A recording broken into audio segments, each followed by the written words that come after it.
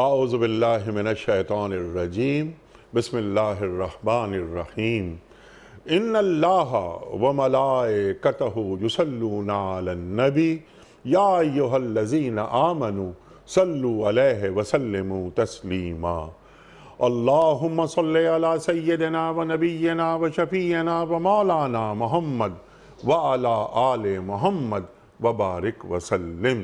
محترم خواتین و حضرات، السلام علیکم۔ پیام صبح کے ساتھ ایک بار پھر حاضر میں ہوں، آپ کا میزبان انیق احمد۔ روزانہ ایک ٹاپک، ایک موضوع، اس پر بات کرواتے ہیں اور سیکھتے ہیں اپنے عہد کے جید علماء سے۔ خواتین و حضرات، ہمارے معزز علماء اللہ انہیں سلامت رکھے، ہماری اصلاح فرماتے ہیں، رہنمائی فرماتے ہیں قرآن و سنت کی روشنی میں۔ آج کا ہمارا موضوع ہدایت، کہ ہدایت کسے کہتے ہیں، ہدایت کے معنی کیا ہے، مفہوم کیا ہے۔ اِنَّ هُدَى اللَّهِ هُوَ الْهُدَى، قرآن کریم فرماتا ہے کہ ہدایت وہی جو اللہ کی جانب سے آئے۔ عقل انسانی بھی ہدایت کا سامان فراہم کرتی ہے، تو یہ عقل انسانی کا وحی خداوندی کے تابع ہونا کتنا ضروری ہے، یہ بھی ہم سوال رکھیں گے اپنے معزز علماء کی خدمت میں۔ خواتین و حضرات، کے ہدایت کے لیے اتباع رسول کریم صلی اللہ علیہ وآلہ وسلم کتنی ضروری ہے۔ کیا اتباع کے بغیر، سرکار دو عالم صلی اللہ علیہ وآلہ وسلم کی اتباع کے بغیر ہم ہدایت تک پہنچ سکتے ہیں یا ہدایت کا حصول ہو سکتا ہے؟ یہ بھی ہمارے علماء ہمیں تعلیم فرمائیں گے۔ ہدایت کی ضرورت کیوں ہے؟ اللہ تعالیٰ نے یہ کائنات بنائی، وہ خالق ہے، وہ مالک ہے، وہ باری ہے، ہم سب جانتے ہیں، مانتے ہیں، قرآن کریم پڑھتے ہیں۔ تو یہ کائنات کو بنا کر، پیدا کر کے اللہ تعالیٰ نے کہ کیا نعوذ باللہ اس کی ہدایت کا سامان نہیں کیا؟ اللہ تعالیٰ حاکم بھی ہے۔ ان الحکم الا للہ، قرآن کریم ارشاد فرماتا ہے۔ بہرحال ہم پہلے ہدایت پہ بات کروائیں گے اپنے معزز علماء سے، اور پھر اسے جوڑیں گے حالات حاضرہ سے کہ ہدایت کا تعلق لمحہ موجود سے کتنا ہوتا ہے۔ کیا ہم اپنی زندگیاں ہدایت کو پس پش ڈال کر، وہ ہدایت جو من جانب اللہ ہے اسے پس پش ڈال کر کیا ہم ترقی کے مدارج طے کر سکتے ہیں؟ ہرگز نہیں۔ خواتین و حضرات، ربنا لا تزغ قلوبنا بعد اذ ہدیتنا وہب لنا من لدنک رحمہ انک انت الوہاب، اللہ تعالیٰ فرما رہا ہے قرآن کریم میں، بلکہ دعا سکھا رہا ہے۔ پھر اہدنا الصراط المستقیم اللہ تعالیٰ قرآن کریم میں بتا رہا ہے، اور ہدایت ہم ہر نماز میں پڑھتے ہیں۔ سرکار دو عالم صلی اللہ علیہ وآلہ وسلم نے زندگی اپنی حیات مبارکہ کی آخری نماز میں بھی اہدنا الصراط المستقیم، اے اللہ ہمیں سیدھا راستہ دکھا۔ یعنی ہدایت مستقل مانگنے والی چیز ہے، یہ بھی ہمارے معزز علماء ہمیں تعلیم فرمائیں گے۔ بہت سے سوالات ہیں، انشاءاللہ اٹھائیں گے اور سیکھیں گے مولانا شجاع الدین شیخ صاحب سے۔ مولانا شیخ صاحب ہمارے پروگرام میں تشریف لاتے رہتے ہیں، پیام صبح کا لازمی جز ہمیشہ ہم شیخ صاحب سے سیکھتے ہیں۔ خواتین و حضرات، تشریف فرما ہے محترم مفتی محمد عمران صاحب۔ مفتی محمد عمران صاحب بھی ایک اور جانا مانا نام، بڑا مقبول اور محبوب نام ہمارے ملک کا۔ فارغ التحصیل جامعہ کراچی، انگریزی ادب میں ماسٹرز کیا، دینی تعلیم حاصل کی، اور گفتگو میں عہد کا لمس شامل قرآن کریم اور احادیث رسول کریم صلی اللہ علیہ وآلہ وسلم کی روشنی میں ہمارے اور آپ کے جو مسائل ہیں ان کا حل آپ عطا فرماتے ہیں۔ تشریف فرما ہے قاری قرآن محترم قاری لیاقت حسین صاحب۔ قاری صاحب پیام صبح میں آتے رہتے ہیں اور خوبصورت آواز کے مالک، کیا لہن اللہ تعالیٰ نے آپ کو عطا فرمایا ہے۔ سورۃ الانعام اور آیت نمبر 125 کی تلاوت سے قاری صاحب آج کے پروگرام کا آغاز فرمائیے۔ اعوذ باللہ من الشیطان الرجیم،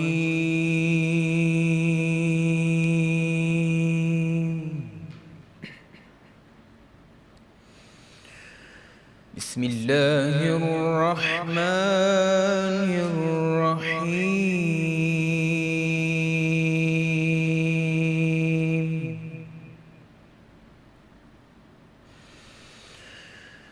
فمن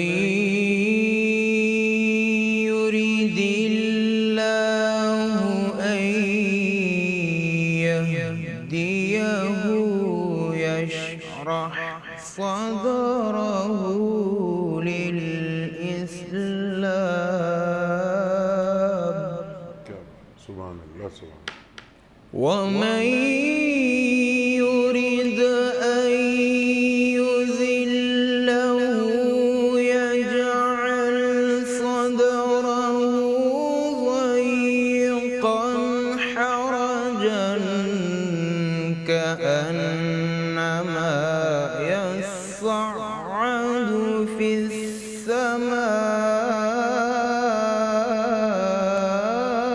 السماء كذلك يجعل الله الرجس على الذين لا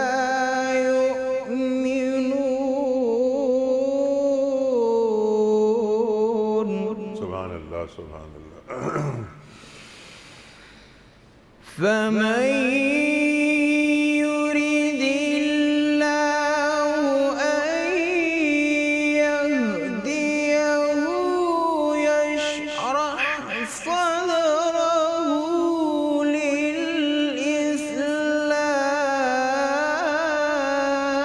للإسلام ماشاء اللہ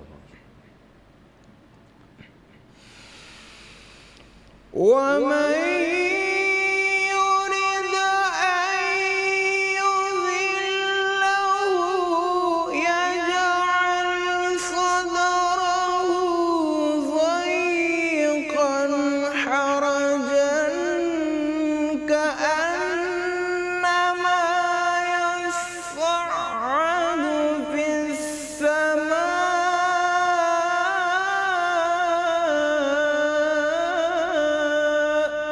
ماشاء اللہ كذلك يجعل الله الرجس على الذين لا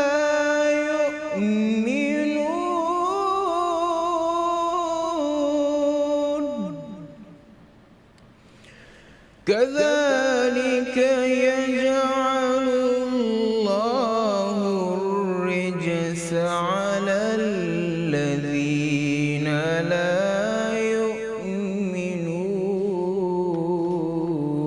يؤمنون صدق الله العظيم جزاک اللہ قاری صاحب سبحان اللہ سبحان اللہ سبحان اللہ سبحان اللہ سورہ انعام اور آیت نمبر 125 کی تلاوت کی سعادت حاصل کی قاری لیاقت حسین صاحب نے ترجمہ پیش کر رہا ہوں پس یہ حقیقت ہے کہ جسے اللہ ہدایت بخشنے کا ارادہ کرتا ہے اس کا سینہ اسلام کے لیے کھول دیتا ہے اور جسے گمراہی میں ڈالنے کا ارادہ کرتا ہے اس کے سینے کو تنگ کر دیتا ہے اور ایسا بھیجتا ہے کہ اسلام کا تصور کرتے ہی اسے یوں معلوم ہونے لگتا ہے کہ گویا اس کی روح آسمان کی طرف پرواز کر رہی ہے اس طرح اللہ حق سے فرار اور نفرت کی ناپاکی ان لوگوں پر مسلط کر دیتا ہے جو ایمان نہیں لاتے صدق اللہ العظیم محترم خواتین و حضرات اس سے پہلے کہ ہم آج کے پروگرام کے حوالے سے پہلا سوال رکھیں محترم مولانا شجاع الدین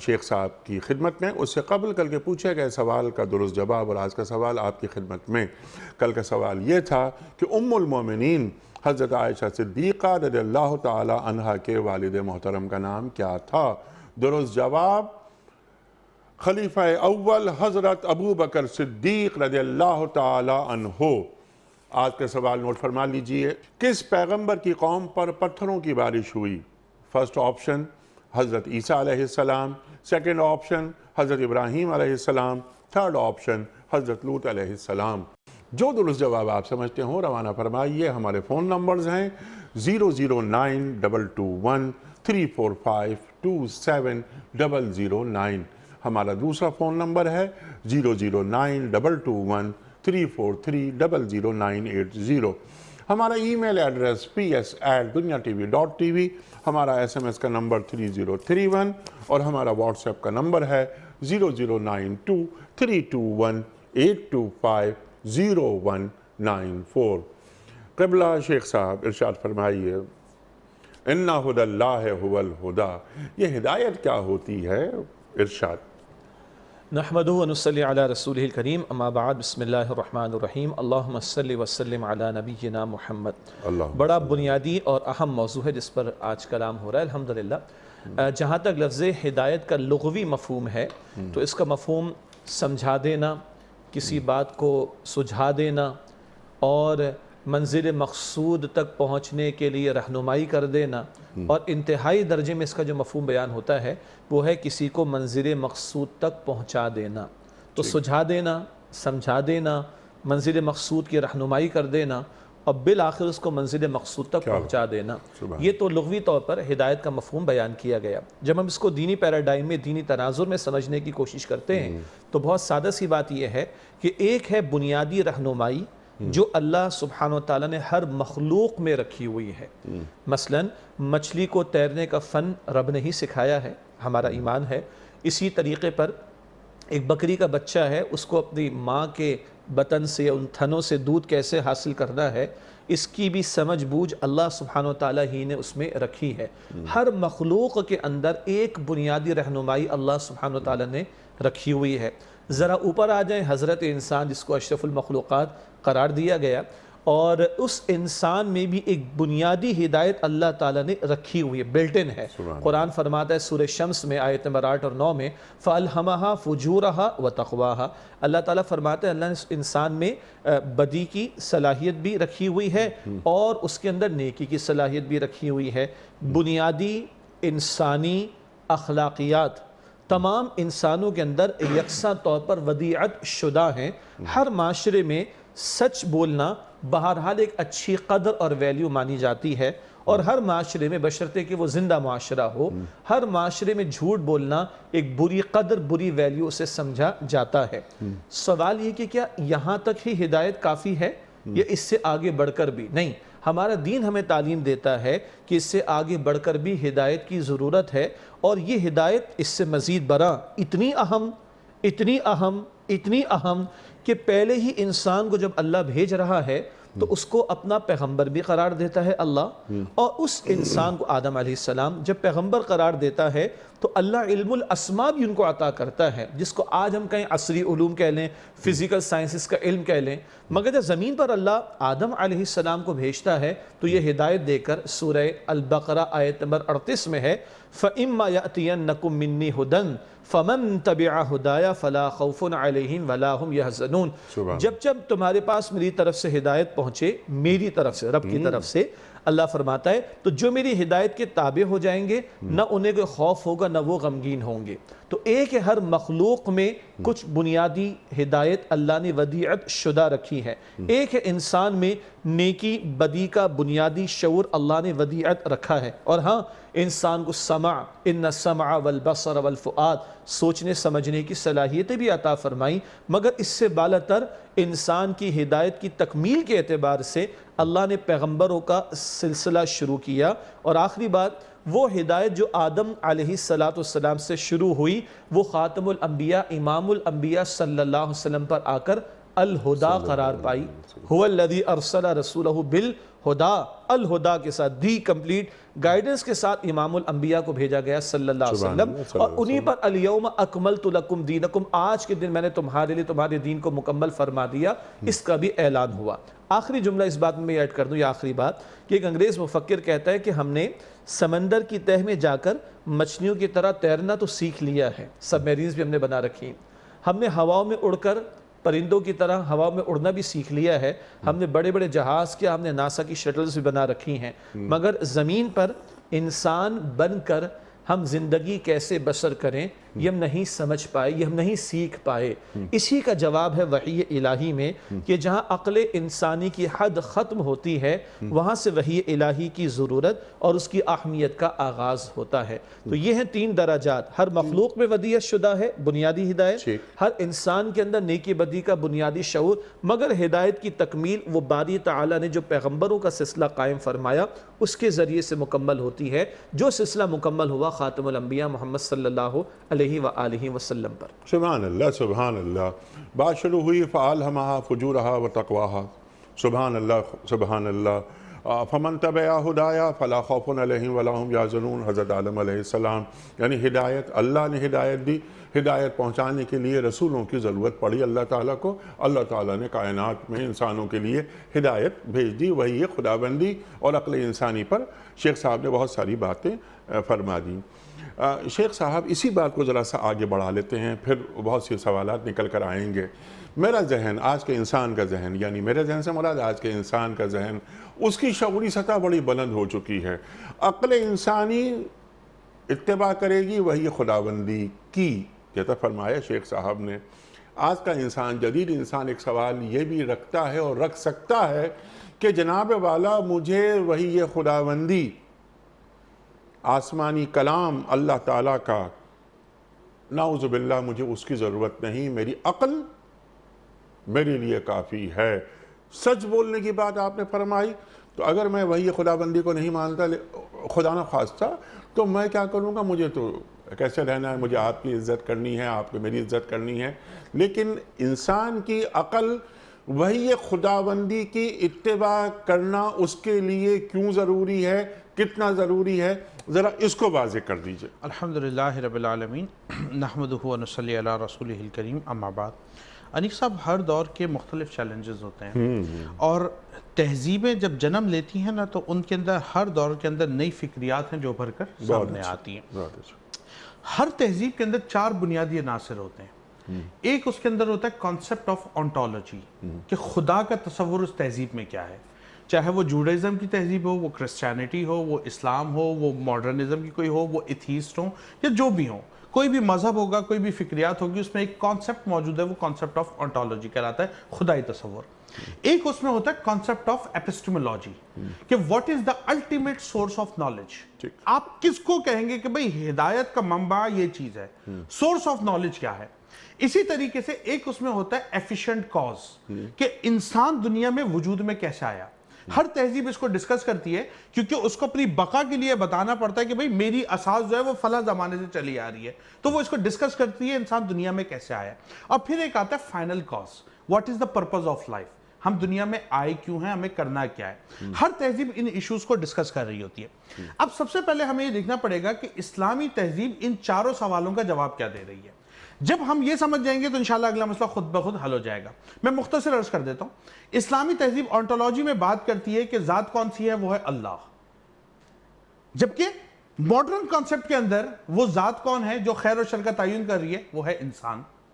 دوسری طرف ایپسٹیمولوجی میں آئے تو اسلام ڈسکس کرتا ہے الٹیمیٹ سورس آف نالج ہے وہی، عقل انسانی نہیں ہے، جبکہ ماڈرنزم اس کو ڈسکس کر رہا ہوتا ہے کہ خیر و شر کا تعین انسان اپنی عقل سے کرے گا، جس کے اوپر زیادہ انسان اکٹھے ہو جائیں گے وہ چیز خیر والی ہوگی، اور جس کا رد کر دیں گے وہ شر والی ہو جائے گی۔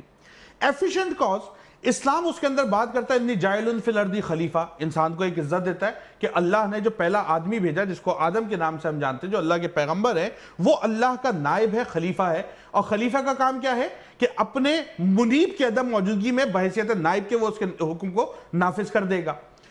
ماڈرنزم کیا کہتا ہے؟ ماڈرنزم یہاں پر یہ کہتا ہے کہ آپ کیا تھے؟ آپ نعوذ باللہ من ذالک ایک جانور کی اولاد تھے، جو ڈارون تھیوری آف ایوولوشن پیش کرتا ہے، اور آپ کو بنمانس کی اور جانوروں کی اولاد بنا کے وہ انسان بنا دیتا ہے، ٹھیک ہے نا؟ حالانکہ میں اس کی وضاحت کر دوں کہ یہ بھی ڈارون کی اپنی تھیوری نہیں تھی، یہ چوری شدہ تھیوری ہے، اور ابن مسکوے جو امام غزالی سے پہلے کا آدمی ہے، اس نے سب سے پہلے اسلام کی طرف سے تھیوری کو پیش کیا تھا، تو ڈارون صاحب یہ کریڈٹ لیتے ہیں، یہ ان کی تھیوری نہیں ہے۔ آگے چوتھے درجے کے اوپر ہم آ جائیں تو یہ جو کانسیپٹ آف لائف ہے کہ ہم دنیا میں آئے کیوں ہیں، ماڈرنزم اس طرح پیش کرتا ہے کانسیپٹ آف پروگریس، کہ ہم دنیا کی لگژریز کو حاصل کر لیں، اچھی سڑک ہو، اچھا گھر ہو، بینک بیلنس ہو، گاڑی ہو، یہ سب چیزیں ہو۔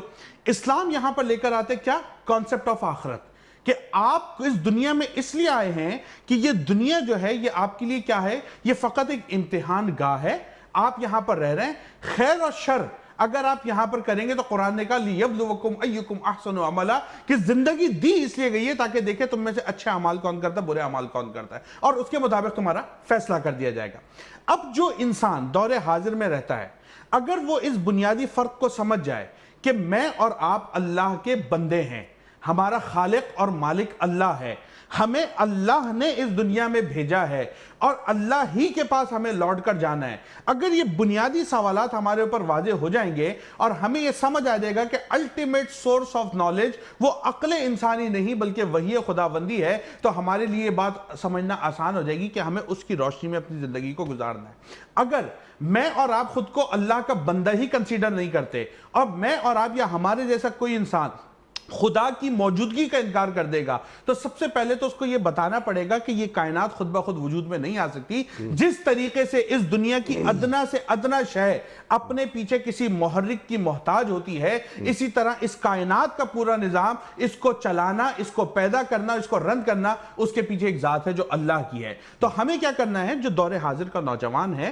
سب سے پہلے اس کے اندر اس کانسیپٹ کو اجاگر کرنا ہے کہ اللہ رب العزت نے اس کائنات کو تخلیق کیا، اللہ رب العزت نے میرے اور آپ جیسے انسان کو بنایا، تو وہی اللہ سب سے زیادہ بہتر انداز میں جانتا ہے کہ اس انسان کو کیسے زندگی گزارنی ہے۔ جب یہ بات نوجوان کے ذہن میں واضح ہو جائے گی تو وہی کی اتھارٹی اس کی سمجھ آ جائے گی، اور جب وہی کی اتھارٹی اس کی سمجھ آ جائے گی تو نبی علیہ السلام کی تعلیمات پر عمل کرنا اس کے لیے آسان ہو جائے گا اور وہ اس کے مطابق زندگی گزارے گا۔ سبحان اللہ، سبحان اللہ۔ یہ بات تو جو پوری گفتگو آپ نے فرمائی وہ ایمانی حوالوں سے بہت اچھی ہے، یعنی وما خلقت الجن والانس الا لیعبدون، میری پیدائش کا مقصد کیا ہے، مجھے عبادت کرنی ہے، میری زندگی کا مقصد تیرے دین کی سرفرازی۔ لیکن میرا سوال ذرا سا جو آج اٹھایا جاتا ہے، آپ یونیورسٹیز میں جاتے ہیں، لیکچرز دیتے ہیں، آپ جاتے ہیں، نوجوان بچے اور بچیوں کے ذہنوں میں یہ سوالات آتے ہیں، ہم سے پوچھتے ہیں، آپ سے پوچھتے ہیں، سب سے بات یہ ہوتی ہے کہ جناب والا عقل انسانی بہت آگے چلی گئی ہے، وہی خداوندی کی ضرورت مجھے کیوں باقی رہے گی؟ یہ تمام باتیں جو آپ نے فرمائی بالکل درست ہیں، یہ تمام باتیں، لیکن یہ ایمانی حوالوں سے ہیں۔ اگر اس اینگل کو ذرا سا یوں ایسے لے لیا جائے کہ ایک ہے میرا جسمانی وجود، میرا مادی وجود، اور ایک ہے میرا روحانی وجود، جس طرح میرے جسم کو کچھ ضرورتوں مطلوب ہوتی ہیں، میری روح کو بھی کچھ چیزیں مطلوب ہوتی ہیں، وہ وحی خداوندی کے بغیر، اس کی اتباع کے بغیر میں حاصل نہیں کر سکتا۔ تو ذرا اس اینگل سے دیکھتے ہیں اسے ارشاد۔ جی جزاک اللہ خیرن۔ مفتی صاحب نے بڑی خوبصورتی سے اس گفتگو کا ایک حصہ یقیناً ہمارے سامنے رکھا، بلکہ کافی حصہ جو آپ نے سوال اٹھایا تھا کہ ایک شخص خدا تعالیٰ کو مانتا ہی نہیں ہے، جی الہاد، بالکل ایتھیسٹ بنا ہوا ہے، تو ظاہری بات ہے اب اگر اس سے کہوں کہ قرآن میں لکھا ہے تو اس نے ماننا نہیں جی جی ہے نا۔ تو پہلے تو وجود باری تعالیٰ پر کلام کیا جائے گا، اور یہ بڑا اچھا اینگل ہے مفتی صاحب کی طرف سے ہمارے سامنے آیا۔ اب جو بات آپ نے اٹھائی وہ اپنی جگہ بڑی قیمتی ہے کہ کیا میں نرا حیوان ہوں؟ کیا یہ میرا جسم محض ایک مٹی کا بنا ہوا پتلا ہے، یہ اس کے علاوہ بھی کچھ اس کے اندر موجود ہے؟ اور کیا میری ضرورت ایک کھانا پینا اور لباس پہن لینا اس حد تک ہے، یا میرے اندر کچھ اور بھی ہے اور اس کچھ اور کی سیٹسفیکشن کے لیے بھی مجھے کسی شے کی ضرورت ہے؟ کہ کچھ حال مالک کا اسکینڈینیوین کنٹریز ہیں، ڈنمارک ہے، سویڈن ہے، اوپر کیپٹا انکم بہت زیادہ ہے، خوشحالی بہت زیادہ ہے، فیسلٹیز بہت زیادہ ہے، الاؤنسز بہت زیادہ ہیں، مگر غور کرنے کی ضرورت یہ ہے پھر انہی ممالک میں خودکشیوں کا ریٹ سب سے زیادہ کیوں ہے؟ آخر اگر یہی الٹیمیٹ ہے جی اور یہ سب کچھ میسر آ چکا ہے تو پھر وہ بیچارے خودکشیاں کیوں کرتے ہیں؟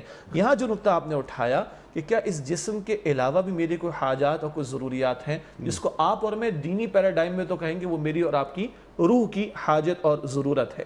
ایک اور انداز اس کو آپ دیکھنے کی کوشش کیجئے، بات چلی تھی کہ ہمیں ویلیوز کا پتہ ہے، سچ بولنا چاہیے، جھوٹ نہیں بولنا چاہیے، ٹھیک ہے جی۔ انیس صاحب سچ بولنے میں کڑواہٹ بہت زیادہ ہے اور سچ بولنے کی مجھے کئی مرتبہ کاسٹ پے کرنی پڑتی ہے، تو میں کیوں سچ بولوں؟ حالانکہ بڑی اچھی قدر اور ویلیو ہے۔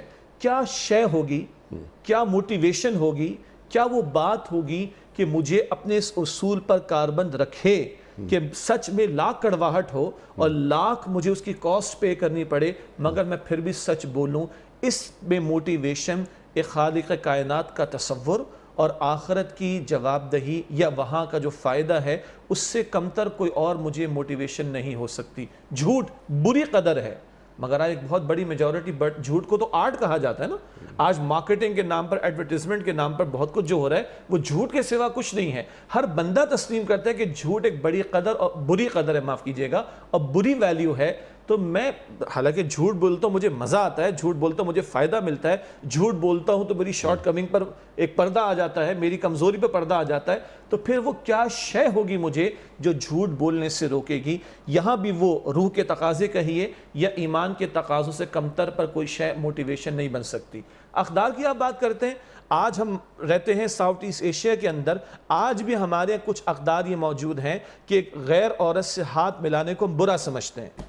اگر وہ ہاتھ ایک مرد بڑھا دے تو وہ اس کو برا سمجھتی ہے۔ اس کے برعکس آپ کچھ اور معاشروں میں چلے جائیں، وہاں ایک عورت نے ہاتھ جو ہے وہ ملانے کے لیے بڑھا دیا، اور اگر میں نے اس کو نہ کہہ دیا تو اس کو برا سمجھا جاتا ہے۔ اب آپ کی قدر یہ کہتی ہے کہ ہاتھ ملانا ایک قدر ہے، آپ کی ویلیوز یہ کہتی ہیں، میری ویلیوز کہتی ہے کہ نہ ملانا جو ہے وہ ایک ویلیو بنتی ہے۔ اب آپ کے میرے درمیان میں کون فیصلہ کرے گا؟ کیا آپ کی عقل فیصلہ کرے گی یا میری عقل فیصلہ کرے گی؟ یہی ہے جس کو ہم کہتے ہیں کہ جہاں سے وحی باری تعالیٰ کی ضرورت کا آغاز ہوتا ہے، جہاں عقل انسانی اپنی حد کو پہنچتی ہے۔ تو عرض کرنے کا مطلب یہ ہے، آپ کی عقل کچھ کہہ سکتی ہے، میری عقل کچھ کہہ سکتی ہے، مفتی صاحب کی عقل کچھ کہہ سکتی ہے، مگر ہم میں کامنالٹی کہاں پر آئے گی؟ وہ ذات کہ جس نے آپ کو، مجھے اور مفتی صاحب کو بھی پیدا کیا، وہ ذات جس سے مجھے، آپ کو، ہم سب کو عقل و شعور عطا کیا، اس تناظر میں اگر سوچیں تو وحی الہی کی ضرورت کا احساس یہ نہیں کہ 14 صدیوں پہلے ہی تھا، بلکہ آج بھی ہے اور قیامت تک بھی رہے گا۔ پھر انسان نے اجتماعی سطح پر بڑی کوششیں کی ہیں۔ وہ یو ایس اے تھا کہ جہاں پہ لیٹ 30s کے اندر پروہیبیشن ایکٹ لایا گیا کہ شراب بہت بری شے ہے، اس کو ختم کرنے کی کوشش کی جائے، اور کچھ عرصہ نہیں گزرا اور اس کے بعد اس ایکٹ کو انہوں نے واپس لے لیا پبلک کے ری ایکشن کے نتیجے میں۔ انسانی عقل کبھی جب ریئیکٹ کرتی ہے تو ایک انسیڈنٹ ہونے پر ریئیکٹ کرتی ہے، اور بدلتے حالات میں اس کے معاملات بڑی تیزی کے ساتھ بدلتے رہتے ہیں، کیونکہ انسان کی عقل کمزور ہے، اس کا فہم کم ہے۔ باری تعالیٰ کا علم کیونکہ کامل ہے، اس نے جو ہدایت ہمیں عطا فرمائی ہے وہ مستقل بنیادوں پر قیامت تک کے لیے انسان کی رہنمائی کرتی رہے گی۔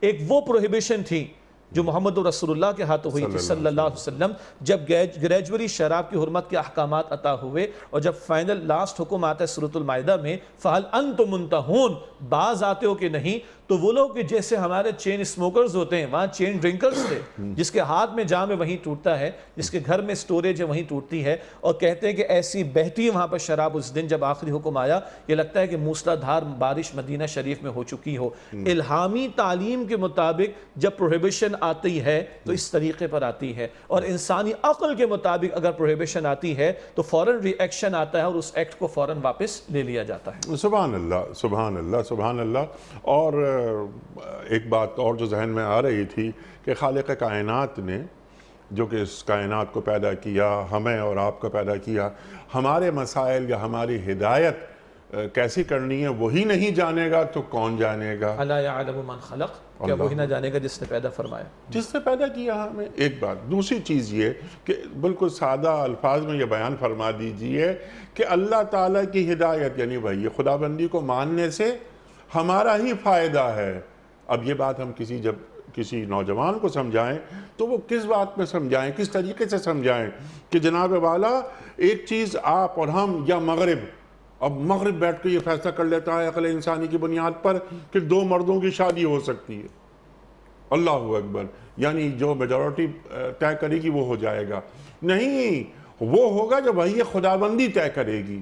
تو اس بات کو ذرا واضح کر دیجیے۔ دیکھیں انیق صاحب، ہمیں تاریخ یہ بتاتی ہے کہ حضرت انسان شروع سے وہ خود غرض واقع ہوا ہے۔ وہ جو بھی پالیسی بناتا ہے نا، ہم حضرات انبیاء کرام کو ذرا سا چھوڑ دیتے ہیں، اس کے علاوہ تاریخ دنیا پر آپ چلے جائیں، انسان نے جو پالیسی بھی ڈیولپ کی ہے، چاہے وہ گریک امپائر ہو، وہ رومن امپائر ہو، وہ پرشین امپائر ہو، وہ ہندوازم، اینشنٹ ہندوازم کی جو بھی اسٹیٹس ہیں آپ ان کو اٹھا کر دیکھ لیجئے، تمام کے اندر جو چیز ہمیں نظر آتی ہے نا وہ یہ ہے کہ انسان نے جو پالیسی ڈیولپ کی ہے اس کے اندر اس نے سیلفش ہو کر چیزوں کو ڈیسائیڈ کیا ہے۔ اسی وجہ سے تاریخ ایک طویل عرصے تک ایک پیٹراک سوسائٹی کو اپنے سامنے دیکھتی رہی ہے جس میں خواتین کے رائٹس کا استحصال کیا گیا ہے۔ اس کے بعد ہم دیکھتے ہیں کہ ایک ویو اٹھتی ہے جس کو ہم ویو آف فیمنزم کہتے ہیں۔ فیمنزم ویو آتی ہے اور خواتین ریوولٹ کھڑی کر دیتی ہیں، لینگویج کو ریوائز کیا جاتا ہے، انگلش کے ورڈ سارے تبدیل ہو جاتے ہیں، زبان کو تبدیل کیا جاتا ہے، اور ہر اس چیز کے اندر جہاں خواتین کی کسی بھی قسم سے کوئی کمزوری نظر آتی ہے اس کے خلاف ایک ریوولٹ ہوتا ہے اور فیمنزم ڈیولپ ہونا شروع ہوتا ہے۔ پھر second wave of feminism, third wave of of feminism, اور اب جس کو آپ کہہ لیں emerging fourth wave of feminism آ رہی ہے کہ ویمن ڈیز بنائے جا رہے ہیں اور ساری چیزیں ہو رہی ہیں. اب کیا ہو رہا ہے؟ اب مین اس بارے کے اندر پروٹیسٹ کر رہے ہیں کہ بھئی میرے رائٹس ہیں وہ ایکسپلائٹ ہو رہے ہیں. ٹھیک ہے نا؟ انسان مرد اور عورت کی سطح پر بھی ایک دوسرے کو ایکسپلائٹ کر رہا ہے، پھر حاکم اور محکوم کی سطح پر بھی ایکسپلائٹ کرتا ہوا ہمیں نظر آ رہا ہے، امیر اور غریب کی سطح پر بھی ایکسپلائٹ کرتا ہوا نظر آ رہا ہے. اسی طرح سے نوکر پیشہ اور تاجر کی صورت میں بھی ہمیں ایک دوسرے کے رائٹس کو ایکسپلائٹ کرتا نظر آ رہا ہے. انسانی تاریخ یہ بتا رہی ہے کہ انسان خود غرض واقع ہوا ہے. اب وہ انسان جو میری اور آپ کی طرح کا ہی ایک تاریخ میں چلا آ رہا ہے، وہ انسان جو بھی لا ڈیولپ کرتا ہے اس کے اندر وہ اپنی ذاتی منفعت اور اپنے فائدے کو سامنے رکھ کر کرتا ہے. اس کی آسان سی مثال لے لیں، کوئی ملک بھی کوئی پالیسی بناتا ہے، کوئی ادارہ کوئی پالیسی بناتا ہے، کوئی انسٹیٹیوشن کوئی پالیسی بناتا ہے، اس میں ہمیشہ اپنے رائٹس کو پہلے وہ پروٹیکٹ کرتا ہے، اس کے بعد دوسروں کی بات کرتا ہے. لیکن اللہ رب العزت کی ذات یہ وہ ذات ہے جو مرد اور عورت کی اس تفریق سے بالاتر ذات ہے. یہ وہ ذات ہے جس کو حضرت انسان کے اندر موجود نفع اور نقصان اس سے کوئی فرق نہیں پڑتا. بلکہ حدیث شریف کے اندر یہاں تک آتا ہے کہ نبی علیہ السلام نے تو یہ تک ارشاد فرمایا کہ اگر اللہ کی ساری مخلوق مل کر کسی انسان کو نفع پہنچانا چاہے اور اللہ فیصلہ کر لے کہ اس کو نفع نہیں پہنچے گا تو سارے انسان مل کر کسی کو نفع نہیں دے سکتے. اور اگر اللہ کی ساری مخلوق مل کر کسی کو نقصان پہنچانا چاہے اور اللہ فیصلہ کر لے کہ اس کو خیر پہنچے گی تو سارے انسان مل کر کسی کو نقصان نہیں پہنچا سکتے. اس کا مطلب یہ ہوا کہ اللہ کی ذات وہ اتھارٹی ہے جس کے اوپر حضرت انسان کی کسی بھی فیکٹ، کسی بھی ایکٹ اور کسی بھی ریئیکٹ کا کوئی اثر نہیں ہوتا. اب جب وہ ذات اس انسان کے لیے کوئی پالیسی ڈیولپ کرتی ہے، وہ ذات جس نے اس انسان کو بنایا اور اس انسان کو اس دنیا میں بھیجا، وہ ذات اس انسان کے لیے کوئی انسٹیٹیوشن، کوئی کوڈ آف لائف، کوئی کنڈکٹ آف لائف کو ڈیولپ کرتی ہے تو اس کے اندر اب کسی کا استحصال ممکن نہیں ہے. اب نہ غرض ممکن ہے، نہ استحصال ممکن ہے، نہ ایکسپلائٹیشن آف رائٹس ممکن ہے، نہ کوتا نظری، کوئی کوتا نظری نہیں ہو سکتی کیونکہ وہ خالق کائنات ہے.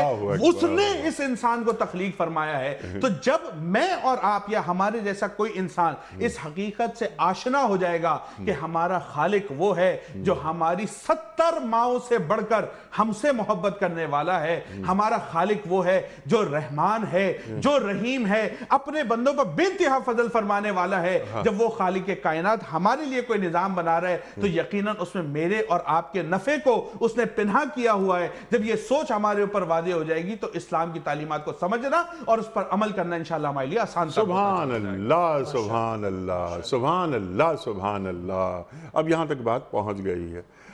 شیخ صاحب یہ فرما دیجئے کہ اللہ کی ہدایت، اللہ کی جانب سے آئی ہوئی ہدایت، اسے لینے کا طریقہ کیا ہے؟ کیسی کیسی دعائیں، کیسی کیسی آیات قرآن کریم کا حصہ ہیں؟ میں اپنی بات کو مختصر کر لیتا ہوں. ارشاد. بہت خوبصورت بات کی طرف آپ نے توجہ بڑھ کے اہم اور عملی بات کی توجہ دلائی. اس میں سب سے اہم ترین بات انیس صاحب وہ میرے دل کی طلب اور تڑپ کا معاملہ ہے. بہت سادہ مثال ہے، سلمان فارس میں ہے رضی اللہ تعالیٰ، اللہ اکبر، مشرکانہ ماحول ہے، آتش پرست کا گھر ہے، لیکن فطرت سلامت ہے، ان باتوں کو قبول نہیں کرتے. کبھی ایک راہب کے پاس، کبھی دوسرے کے پاس، کبھی تیسرے کے پاس، طلب اور تڑپ سچی ہے. آخری راہب کہتا اب ظہور کا وقت ہے آخری پیغمبر کا صلی اللہ علیہ وسلم، جاؤ کھجور والی زمین کی طرف. اللہ ان کی طلب و تڑپ جو ان کے دل میں سچی موجود ہے اس کے تو فعل کہہ لیجیے فضل فرماتا ہے اور اللہ محمد مصطفیٰ کریم صلی اللہ علیہ وسلم کے پاس پہنچا دیتا ہے. ابو لہب کون ہے؟ ابو لہب حضور صلی اللہ علیہ وسلم کا چچا ہے، پڑوسی بھی ہے. میں 100 برس لگا کر بھی وہ عربی نہیں سیکھ سکتا جو ابو لہب کو آتی ہوگی. مبلغ اعظم محمد رسول اللہ صلی اللہ علیہ وسلم، کلام عظیم قرآن کریم ہے، عربی وہ خوب جانتا ہے، کتنے فیوریبل حالات ہیں، مگر دل کا سوئچ آف ہے، ہدایت نہیں ملتی. دل کا سوئچ آن ہے، اللہ پہنچا دیتا ہے، اور دل کا سوئچ آف ہو سب سارے فیوریبل کنڈیشنز اور حالات موجود ہیں مگر ہدایت نہیں ملتی. انک لا تہدی من احببت ولکن اللہ یہدی من یشاء. بالکل حضور علیہ السلام کو بھی بتا دیا گیا کہ آپ تمنا فرمائیں کسی کی ہدایت کے لیے نہیں، یہ تو آپ کا کام ہے پہنچانا، سمجھانا، بتانا، لیکن ہدایت دینا نہ دینا یہ اللہ کے اختیار میں ہے. لیکن البتہ اللہ طلب کا ذکر بھی قرآن میں کرتا ہے. سورہ شورا کی آیت نمبر 13 ہے، یہدی الیہ من ینیب. اللہ ہدایت اسے عطا فرماتا ہے جو اللہ کی طرف رجوع کرنے والا ہو. اچھا جہاں طلب و طلب ہو وہاں اسٹرگل بھی کرنی، محنت بھی کرنی. پھر اللہ کتنی خوبصورت بشارت دیتا ہے سورہ عنکبوت کی آخری آیت ہے وَالَّذِينَ جَاهَدُوا فِينَا لَنَهْدِيَنَّهُمْ سُبُلَنَا. جو ہماری راہ میں جہاد کریں گے، اسٹرگل کریں گے، محنت کریں گے، کوشش کریں گے، ہم اپنے راستوں کی ہدایت ان کو عطا فرما دیں گے. ایک بڑی خوبصورت تعبیر اہل علم نے فرمائی، راستہ تو ایک ہی اللہ کی طرف جانے والا صراط مستقیم، مگر اللہ کہاں کہاں سے مدد فرمائے، کس کس ذریعے سے بندے کو اس راہ پر لے کر آؤ اور چلاتا چلا جائے، وہ ذرائع بے شمار ہو سکتے ہیں. اور کتنی پیاری حدیث شریف ہے جو بخاری شریف میں ہے، حدیث قدسی ہے. اللہ تعالیٰ کا فرمان ہے میرا بندہ مجھے دل میں یاد کرتا ہے، میں بھی اسے دل میں یاد کرتا ہوں. میرا بندہ کسی مجلس میں یاد کرے، میں اس سے بہتر مجلس فرشتوں میں یاد کرتا ہوں. وہ ایک بالشت میری طرف آئے، میں ایک ہاتھ بھر اس کی طرف آتا ہوں. ایک ہاتھ بھر میری طرف آئے، میں دو ہاتھ بھر اس کی طرف آتا ہوں. اور اللہ فرماتا ہے وہ چل کر میری طرف آئے، میں دوڑ کر اس کی طرف آتا ہوں. پھر آپ نے دعاؤں کا ذکر فرمایا اور اشارہ بھی آپ نے فرما دیا تھا ہر نماز کی ہر رکعت میں اہدنا الصراط المستقیم. اچھا یہ دعا، یہ ہدایت ہمیں کہاں تک چاہیے؟ ابتدا میں نے ذکر کیا تھا سجھا دینا، سمجھا دینا، چلا دینا، اور آخری ہدایت کا درجہ کیا ہے؟ منزل مقصود تک پہنچا دینا. کتنے ہم محتاج، کلمہ مل گیا بڑی نعمت لیکن ہدایت نہیں پوری ہے. قرآن سیکھنے بیٹھ گئے بڑی نعمت مگر یہ کامل ہدایت نہیں. چلتے چلے جائیے، مرتے وقت کلمہ نصیب ہو گیا بہت بڑی نعمت مگر ابھی بھی ہدایت کی ضرورت ہے. کب تک ضرورت ہے؟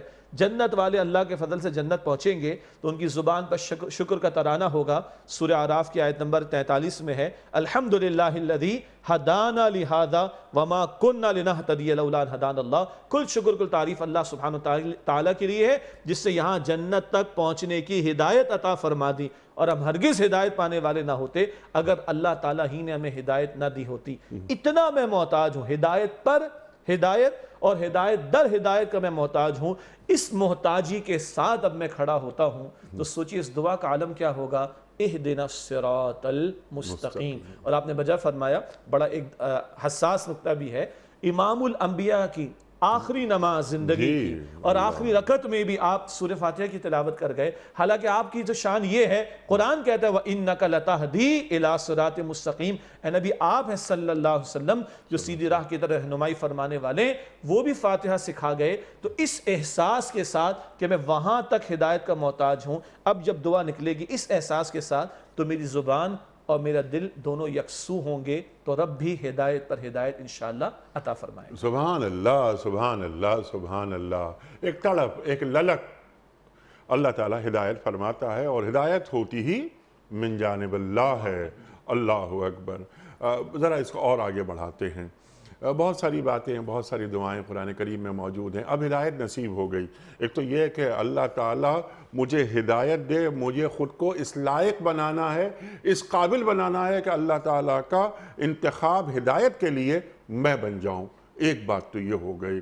وہاں تک بات پہنچا دیا آپ نے کہ جنت میں دعائیں مانگیں گے کہ الحمدللہ الذی ہدانا لہذا وما کننا لنہتدی لولا ان ہدانا اللہ. اللہ اکبر. وہاں بھی یہ بات ہو رہی ہے لیکن دنیا میں ہم دعا مانگتے ہیں کہ ربنا لا تزغ قلوبنا بعد اذ ہدیتنا وہب لنا من لدنک رحمہ انک انت الوہاب. کہ تو نے اب ہدایت ہمیں دے ہی دی ہے تو ہمارے دلوں کو ٹیڑھ میں مبتلا مت کیجیے گا. تو گویا ہدایت کی حفاظت بھی کی جاتی ہے.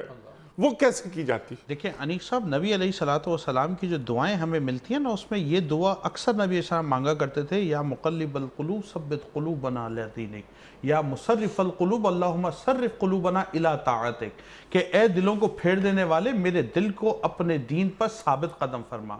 اور اے لوگوں، کون دعا مانگ رہا ہے؟ نبی علیہ السلام. اللہم صرف قلوبنا الی طاعتک، یا اللہ میرے قلب کو اور میرے دل کو اپنی اطاعت کی طرف مائل فرما دے، اس طرف پھیر دے. نبی علیہ السلام اور صحابہ کرام اگر ہم ان کی حیات کو دیکھیں کہ جس طرح آپ فرما رہے ہیں کہ بارہا اس دعا کی کثرت فرما رہے ہیں.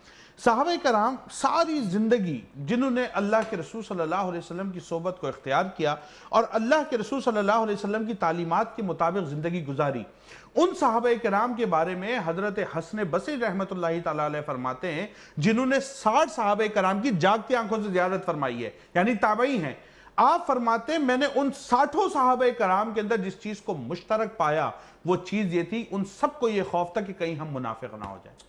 60 صحابہ کرام جن کے بارے میں قرآن کہہ رہا ہے رضی اللہ عنہم ورضوا عنہ، کہ یہ وہ ہیں جن سے اللہ راضی ہو گیا، یہ اللہ سے راضی ہو گئے. ان صحابہ کرام کی کیفیت حسن بصری فرما رہے ہیں کہ میں نے دیکھا ان سب میں بات مشترک تھی، ان کو یہ خوف رہتا تھا کہ کہیں ہم منافق نہ ہو جائیں، یعنی ایمان ہمارے اندر سے کہیں کم نہ ہو جائے.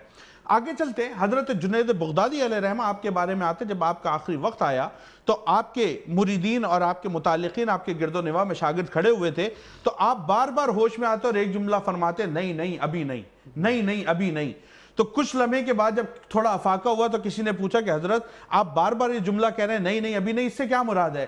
تو آپ نے فرمایا شیطان بار بار میری طرف آتا ہے اور آ کر مجھے کہتا ہے جنید بغدادی تو دنیا سے ایمان بچا کر جا رہا ہے، تو میں کہہ رہا ہوں نہیں نہیں ابھی نہیں، ابھی چند سانسیں باقی ہیں، جب تک یہ جدا نہیں ہو جائیں گے اس وقت تک میں نہیں کہوں گا کہ میں کامیاب ہو گیا. صحابہ کرام، بزرگان دین، علماء، مشائخ، ان تمام کی حیات کو اٹھا کر دیکھ لیں تو یہ بات ہمیں نظر آتی ہے، ان سب کے اندر یہ خوف رہا کہ کہیں ہم اللہ کی رحمت سے محروم نہ ہو جائیں، کہیں ہم ہدایت سے دور نہ ہٹ جائیں. اسی لیے وہ کیا کرتے، ایک تو نماز کے اندر اہدنا الصراط المستقیم سورہ فاتحہ کی کثرت بار بار فرماتے، اور قرآن حکیم سے اپنے تعلق کو پختہ رکھتے، کیونکہ قرآن حکیم وہ کتاب ہے جو حضرت انسان کو اصل ہدایت دینے والی کتاب ہے، ہدایت پر چلاتی بھی ہے، ہدایت عطا بھی فرماتی ہے، اور ہدایت کی جو معراج ہے جس کو آپ منزل مقصود کہتے ہیں، یعنی اللہ کی رضا، اللہ کا قرب اور اللہ کی معرفت کا حصول، وہ ساری چیزیں کیونکہ قرآن کے رستے سے حضرت انسان کو ملتی ہے، تو ان بزرگوں نے اس قرآن سے اپنے تعلق کو جوڑے رکھا. تو اگر میں اور آپ یا ہم میں سے آج کوئی شخص اللہ کے قریب ہونا چاہتا ہے اور اس ہدایت کو حاصل کرنا چاہتا ہے تو اس کا واحد ذریعہ قرآن ہوگا، اس کا ذریعہ رسول اللہ صلی اللہ علیہ وسلم یعنی صاحب قرآن ہوں گے. جب ان دو چیزوں کو ہم پکڑے رکھیں گے، جو نبی علیہ السلام نے فرمایا میری سنت اور میرا طریقہ، جو اس کو فالو کرے گا انشاءاللہ تبارک و تعالی وہی ہوگا جو ہدایت یافتہ ہوگا، اور وہی ہوگا جو ہدایت سے نفع حاصل کرنے والا ہوگا. اولئک هم المہتدون. اللہ اکبر. اور قیامت تک، آج ہی نہیں بلکہ قیامت تک اب ہدایت کا واحد ذریعہ وہ جو آپ نے بات فرمائی کہ قرآن اور صاحب قرآن. ان هذا القرآن یہدی للتی ہی اقوم، یہ قرآن جو سیدھے راستے کی ہدایت عطا کرتا ہے. اور صاحب قرآن کے بارے میں قرآن کیا فرماتا ہے وَاتَّبِعُوهُ لَعَلَّكُمْ تَهْتَدُونَ. سورہ اعراف میں ہے کہ ان کی اتباع کرو تاکہ تم ہدایت پا سکو. تو قرآن جمع صاحب قرآن، یہ ہے ہدایت کا مکمل پیکج. سبحان اللہ، سبحان اللہ، سبحان اللہ. کیا گفتگو آپ دونوں حضرات نے فرمائی. شیخ صاحب، ٹو ڈوز کے حوالے سے چند کام آپ تعلیم فرما دیں کہ کون سے کام کرنے چاہیے تاکہ ہدایت کا معنی ہم پر واضح ہو جائے، ہم ہدایت کے اہل ہو جائیں، اور پھر ہدایت مل جائے ہمیں تو ہم ثابت قدمی کے ساتھ اس ہدایت کو اپنے لیے حرز جاں بنا لیں. پہلی بات وہ یہ صاحب جو درمیان میں ذکر کی گئی تھی کہ سچی طلب اور تڑپ مستقل رہے ہدایت کے حصول کے لیے. نمبر 2، مستقل اللہ سبحانہ وتعالی سے دعا کا اہتمام، جس کا ایک بہت بڑا ذریعہ سورۃ الفاتحہ بھی ہے. نمبر 3، جو اشارہ مفتی صاحب نے ابھی فرمایا ہے، اس بات کا خوف بھی رہے کہ میں کہیں گمراہ لوگوں میں شامل نہ ہو جاؤں. اسی لیے پوری دعا اہدنا الصراط المستقیم صراط الذین انعمت علیہم غیر المغضوب علیہم ولا الضالین کا تذکرہ ہمارے سامنے ہر نماز میں. اس کو دل سے مانگنا چاہیے اور سمجھ کر دعا کرنی چاہیے. چوتھی بات، قرآن کے ساتھ زندہ تعلق، تلاوت بھی بجا، اس کا جو ثواب بھی ہے، مگر یہ کتاب ثواب سے بڑھ کر کتاب ہدایت ہے. اور سیدنا علی فرماتے جب میں چاہتا ہوں کہ اللہ مجھ سے کلام فرمائے تو میں قرآن کھولتا ہوں، چند آیات 2 ہوں 3 ہوں 5 ہوں، اور میں اپنے لیے تلاش کروں کہ شجاع الدین شیخ دس از فار یو. آج نہیں کل نہیں، کوئی تیسرا دن آئے گا اور خدا کی قسم یہ قرآن کہے گا دس از فار یو، کیونکہ اللہ خود قرآن میں کہتا ہے فیہ ذکرکم افلا تعقلون، اس میں تمہارا ذکر ہے، کیا تم عقل سے کام نہیں لیتے. اور ہاں، اس قرآن حکیم کے ساتھ نبی مکرم علیہ السلام کی سیرت کا مطالعہ. آج بڑا خوبصورت اشارہ مفتی صاحب نے فرمایا اور آپ نے بھی ذکر فرمایا، یہ دعائیں حضور کی ہیں، یہ دعائیں حضور کی ہیں. اللہم طاہر قلبی من النفاق، اللہ میرے دل کو نفاق سے پاک کر دے. یہ امام الانبیاء دعا کر گئے ہمیں سمجھانے کے لیے. تو ان کی سیرت کا مستقل مطالعہ. اور آخری بات کیا ہے، ہدایت یافتہ لوگوں کے ساتھ جڑنا. قرآن کہتا ہے اتقوا اللہ وکونوا مع الصادقین، اللہ سے ڈرو اور سچے لوگوں کے ساتھ جڑ جاؤ. اس سے بھی مجھے ایک ایمانی حرارت ملے گی اور ہدایت کے معاملات میں آگے بڑھنا انشاءاللہ آسان ہوگا. سبحان اللہ، سبحان اللہ، سبحان اللہ. شیخ صاحب میں آپ کا بڑا شکر گزار، آپ تشریف لائے. مفتی عمران صاحب آپ کا بڑا ممنون. قاری لیاقت حسین صاحب آپ کا بڑا شکر گزار، آپ تشریف لائے۔ خواتین و حضرات، ہدایت کیا ہوتی ہے، ہدایت کیوں ضروری ہے، عقل انسانی کے لیے کیوں ضروری ہے کہ وہ وحی خداوندی کی اتباع کرے؟ ہمارے معزز علماء نے ہمیں تعلیم کیا، اور جو بات سامنے آئی کہ جو خالق ہے، جس نے ہمیں پیدا کیا، کیا وہی ہمارے مسائل نہیں جانے گا؟ کیا یہ کائنات بنا کر وہ کہیں اور چلا گیا؟ یا ہدایت کا مکمل سامان اس نے فراہم نہیں کیا؟ اللہ اکبر، اللہ اکبر۔ اس ہدایت کی حفاظت کرنا یہ بھی ہم سب کے لیے ضروری ہے۔ خواتین حضرات، جو بات دونوں حضرات نے فرمائی کہ تمسک بالقرآن، قرآن کریم سے جڑنا کتنی اہم بات ہے، کہ جیسے جیسے ہم جڑتے ہیں قرآن کریم سے، قرآن کریم ہمارے اندر اترنا شروع ہو جاتا ہے، اور صرف یہی نہیں بلکہ ہم پر محمدی رنگ صلی اللہ علیہ وآلہ وسلم، اور پھر صبغت اللہ، اللہ کا رنگ، وہ بھی آنا شروع ہو جاتا ہے۔ تو کم از کم 3 آیات قرآن کریم کی ہم روزانہ پڑھیں، کم از کم 3 آیات۔ اگر زیادہ وقت ہے ہمارے پاس تو بہت اچھی بات ہے کہ ہم یہ قرآن کریم کی آیات، ان کا ترجمہ، اس کی تفسیر، تاکہ سمجھ میں آئے کہ اللہ تعالیٰ کا زمین والوں سے جو آخری کلام ہے وہ ہے کیا۔ جو آپ بات ہدایت کی فرما رہے تھے کہ اب ہدایت قیامت تک انسانوں کے لیے جو واحد ذریعہ ہے وہ قرآن اور صاحب قرآن ہے، اس کے علاوہ نہیں۔ اِنَّا ہُدَى اللَّهِ هُوَ الْهُدَى، ہدایت وہی جو اللہ کی جانب سے ہو۔ وقت یہاں مکمل ہوا ہمارے آج کے پروگرام کا۔ خواتین و حضرات، کوئز۔ کل کا سوال یہ تھا کہ ام المومنین حضرت عائشہ صدیقہ رضی اللہ تعالی عنہا کے والد محترم کا نام کیا تھا؟ درست جواب خلیفہ اول حضرت ابو بکر صدیق رضی اللہ تعالی عنہ۔ آج کا سوال نوٹ فرما لیجئے، کس پیغمبر کی قوم پر پتھروں کی بارش ہوئی؟ 3 آپشنز، حضرت عیسیٰ علیہ السلام، یا حضرت ابراہیم علیہ السلام، یا حضرت لوط علیہ السلام۔